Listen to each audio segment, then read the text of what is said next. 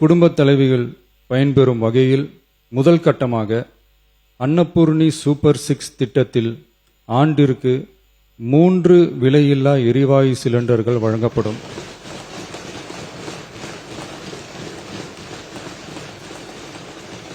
எரிவாயு சிலிண்டருக்கான விலை பயனாளிகளின் வங்கி கணக்கில் நேரடியாக வரவு வைக்கப்படும்.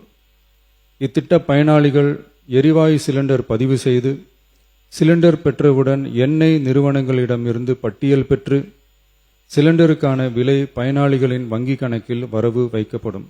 இத்திட்டத்தினால் சுமார் 1,30,16,104 குடும்பங்கள் பயனடைவார்கள்.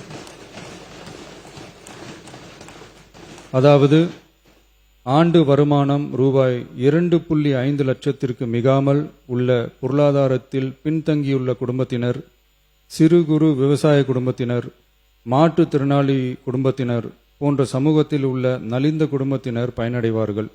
இத்திட்டத்தினை செயல்படுத்துவதற்கான ஆயத்த பணிகள் துவங்கப்பட்டுள்ளது. இத்திட்டம் வரும் பொங்கல் பண்டிகை ஜனவரி மாதம் முதல் செயலாக்கத்திற்கு கொண்டு வரப்படும்.